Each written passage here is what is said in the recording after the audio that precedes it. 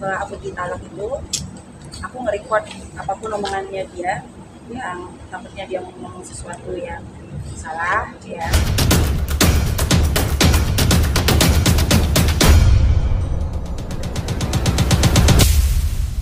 Kimberly Rider nggak tinggal diam. Setelah Edward Akbar mengadukannya ke KPAI, Kimberly kemarin mengadukan Edward Akbar soal dugaan KDRT ke Komnas Perempuan.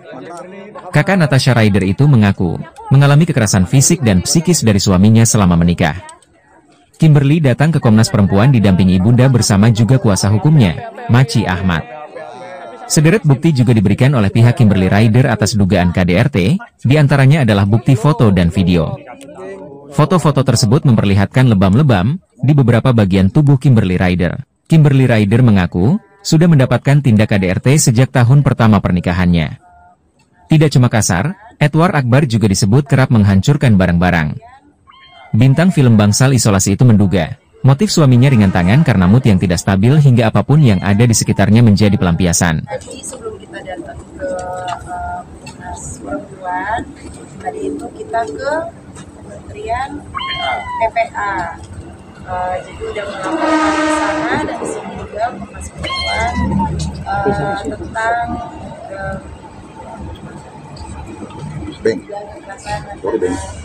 fisiknya apa ya, psikis yang telah dialami oleh Kimberly Rider. Ini dari beberapa di lapor pengaduan kita sudah ke Komnas Perempuan, tadi baru selesai selama 2 jam. Kita juga telah didengar juga oleh Kementerian Pemberdayaan Perempuan dan Perlindungan Anak PPA ya. Jadi sudah diterima pengaduannya juga. Kita menceritakan dan juga membawa bukti tentunya terkait kekerasan psikis dan kekerasan fisik yang dialami oleh klien saya seperti itu. Ya, bukti-buktinya kita juga ada bukti video, bukti juga dugaan KDRT, ada foto. Ya, kita juga bisa ini ya. Ini kapan Pak? Ya. Ini udah lama atau ditampar ya, ini ditampar dan juga ya, ada lebam juga. Ini yang 2024. Ya. Rebutan apa? Ya tentunya kita juga telah memberikan bukti-bukti ya. Ya tugas dari Kementerian PPA juga, dan juga tadi langsung diterima oleh Komisioner Komnas Perempuan ya, yang aware juga, dan nantinya dari Kementerian PPA akan inilah memberikan konsultasi juga ya, dan ahli ini juga ya untuk psikis karena ada kekerasan psikis selain fisik seperti itu. Boleh tahu itu dari kapan dia mengalami kekerasan? Mulai awal itu sejak tahun berapa Hakim? Dari awal nikah sih sebenarnya, dari awal nikah, belum setahun nikah sih. Ya. Berarti dari awal memang udah main tangan saja seperti itu Ya, sampai sekarang.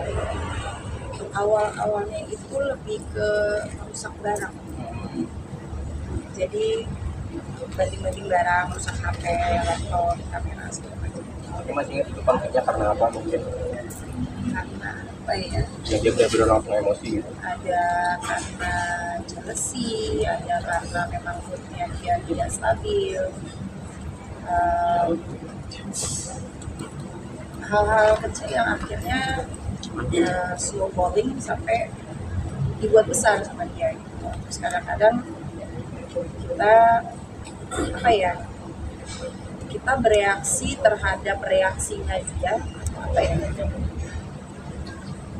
kita bereaksi terhadap dia melakukan sesuatu,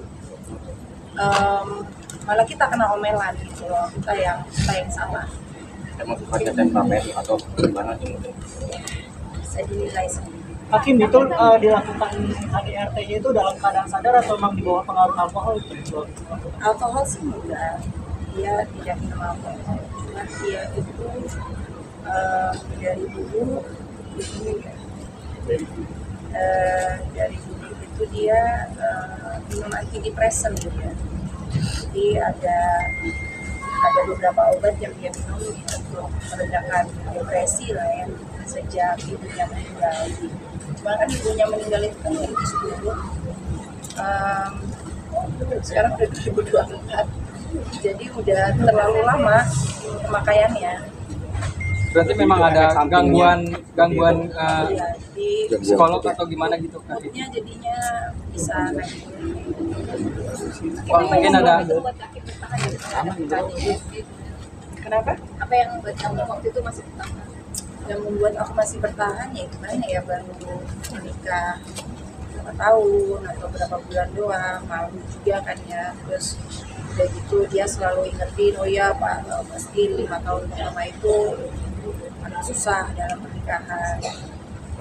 Terus mikirin habis itu punya anak, mikirin anak-anak, terus mikirin kita punya rumah bersama juga, kan jadinya ribet semua, banyak faktor lah ya.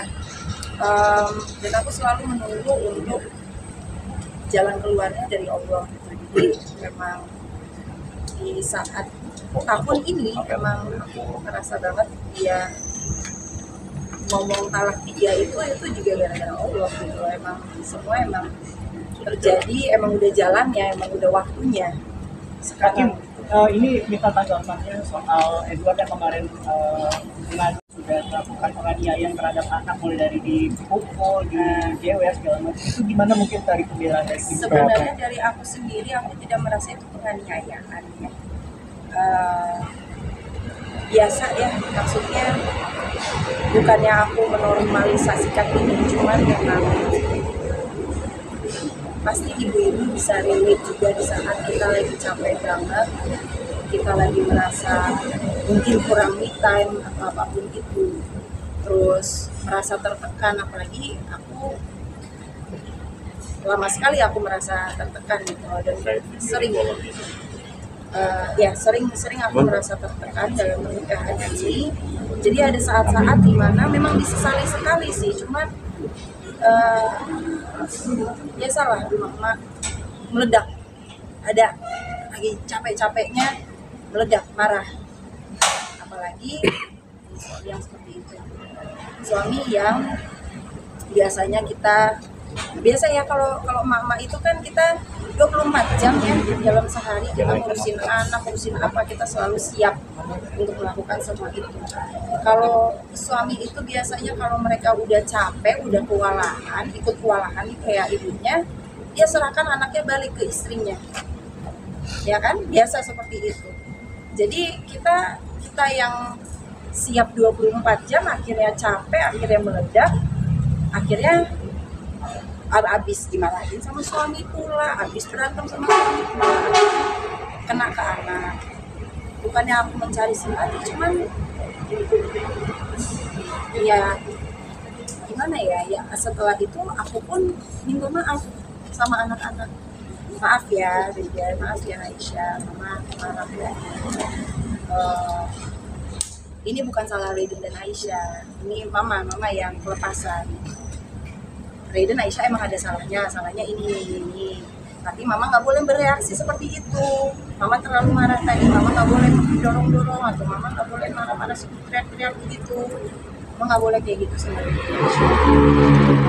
Mama minta maaf ya. Jadi biasanya kejadian di sini.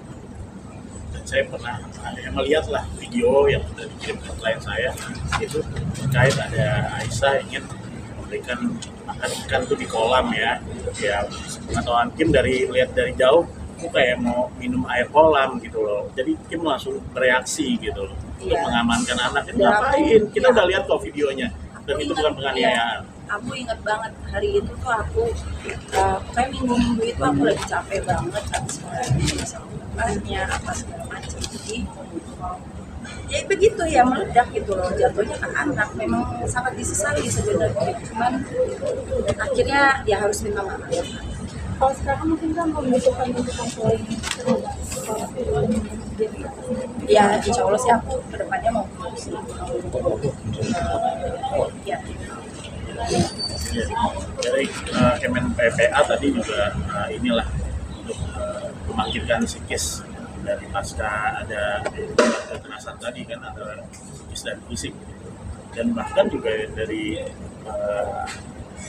saudara tergugat itu juga ya memarahi anaknya atau di tempatnya juga sebenarnya ada kejadian, cuman nggak direkam aja gitu loh.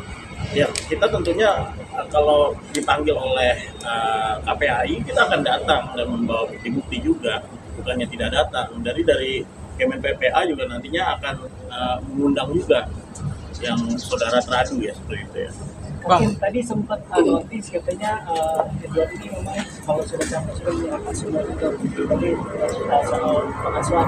Jadi apakah bisa dibilang Edward ini sama Monica ini tidak ada kontribusi untuk pengasuhan? Ada kontribusinya, bisa dilihat semuanya di Instagramnya dia. Jadi kalau dia merasa gue sedang melakukan sesuatu dengan istri gue atau anak gue atau anak itu, dia foto, dia video, dia taruh di Instagram supaya semua orang bisa lihat gitu.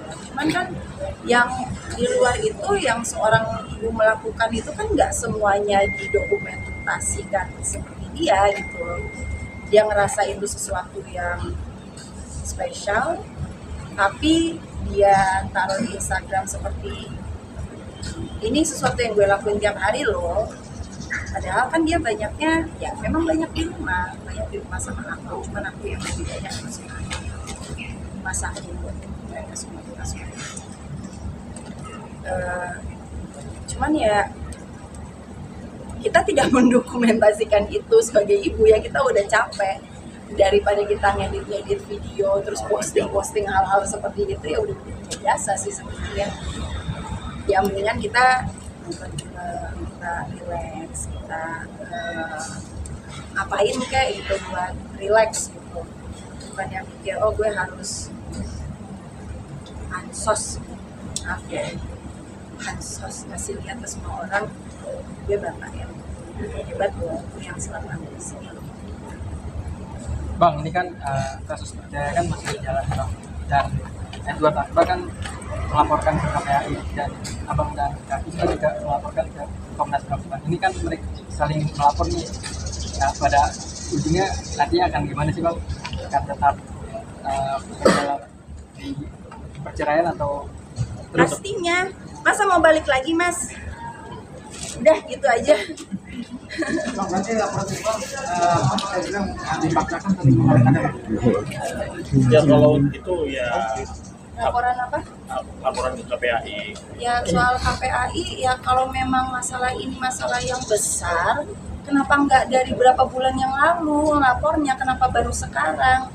Karena saya mempermasalahkan mana seorang bapak, kehadiran seorang bapak mana, apa mau ketemu sama anaknya mana? Kenapa seakan-akan kita tidak memperbolehkan dia datang ketemu sama anak-anak? Padahal ya nggak begitu gitu loh, lo mau datang ketemu sama anak ya silahkan gitu loh, kita udah open dari Kita awal ada bisa. di chatnya kok dari Kim juga komunikasikan ini anaknya kangen atau apa tapi tidak berbalas. Kita akan sajikan bukti-bukti nanti ke KPAI ya, kita akan datang. Kenapa di saat kita mempermasalahkan di mana keberadaan seorang bapak dalam hidup anak-anaknya, baru saya dilaporin ke KPAI itu kenapa? Mau laporan, ayo kita lapor balik. Ulang balik aja kayak gini.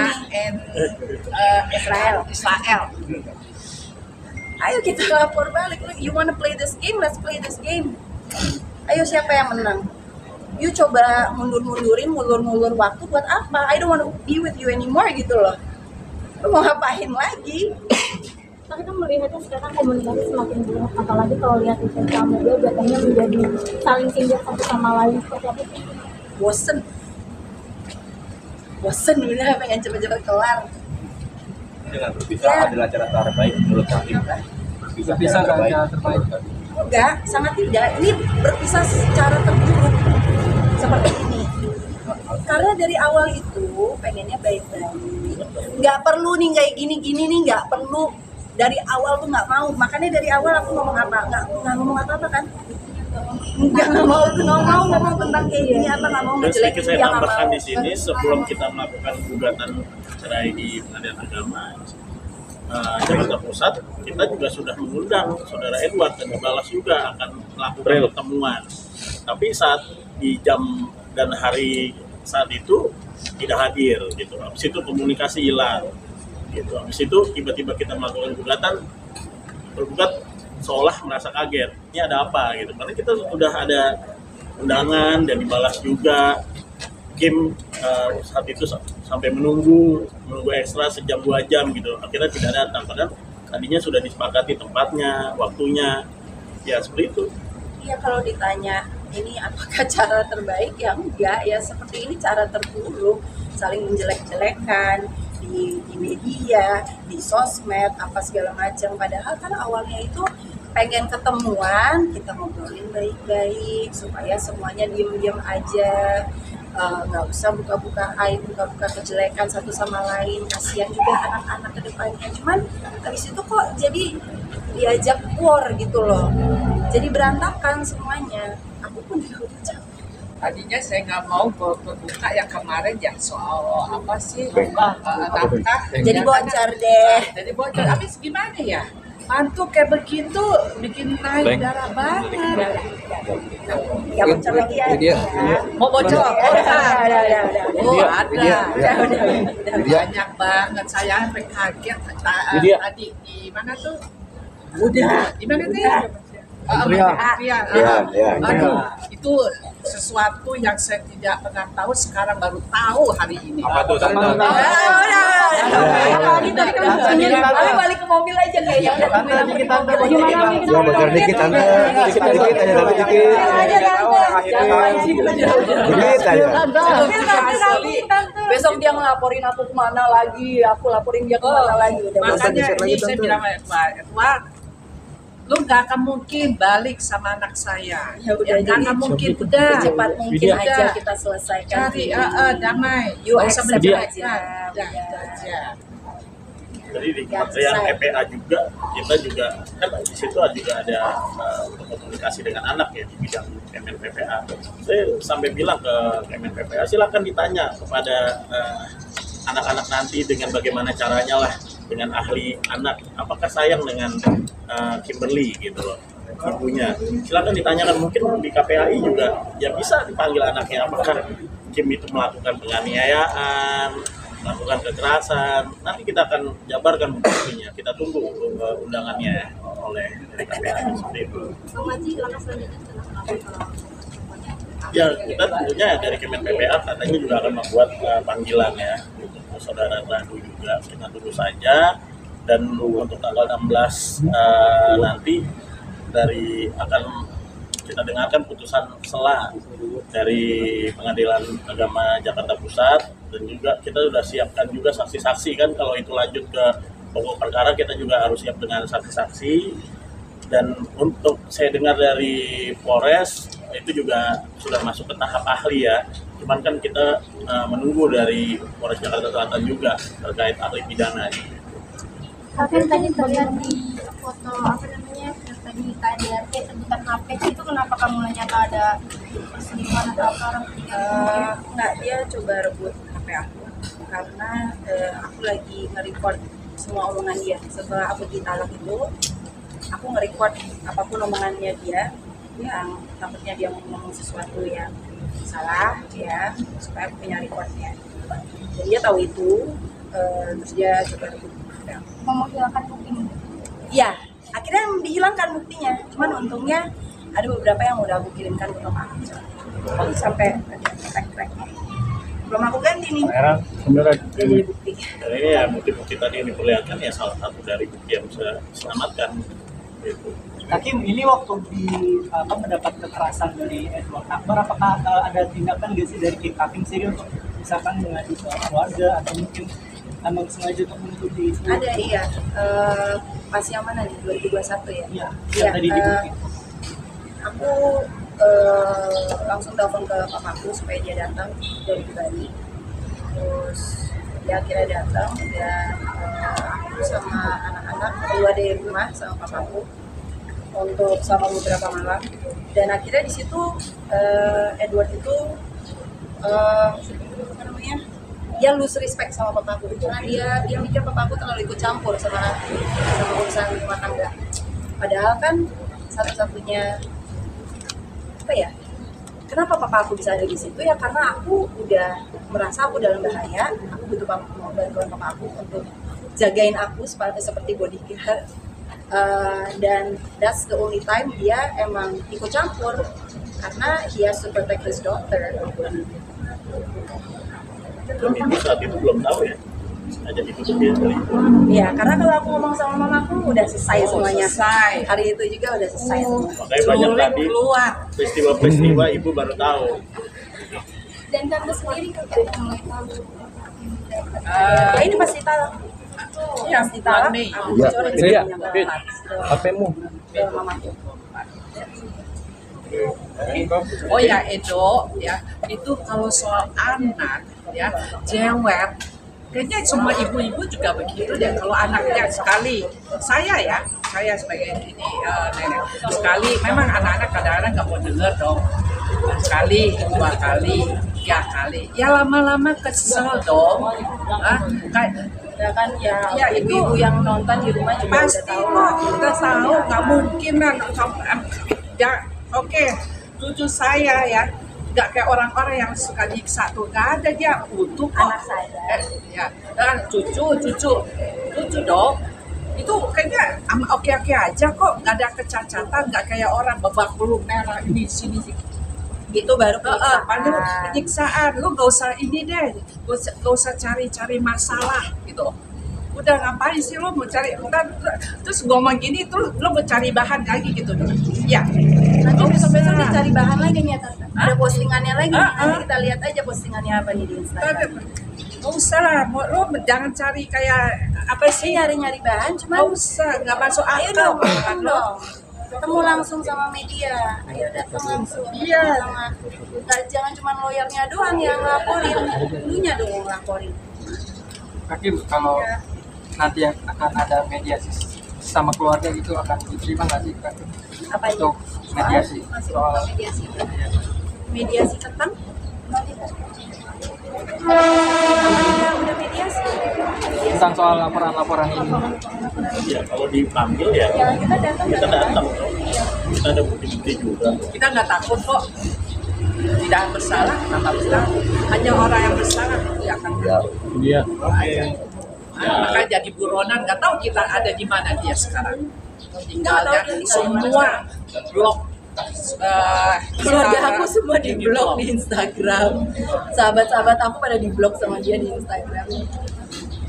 Jadi kalau orang salah ya itulah ketakutan. Kita kalau orang benar, ayo ketemu, bicara dengan baik-baik, nggak usah cari musuh. Itu aja. Jangan kayak Israel Palestina. Ntar belum datang nih. Ntar dari Lebanon, ntar datangan 16 nih. Oh, tuh dari Lebanon tuh. Lebanon ada Rusia. Rusia tuh. Ada Oke, ntar.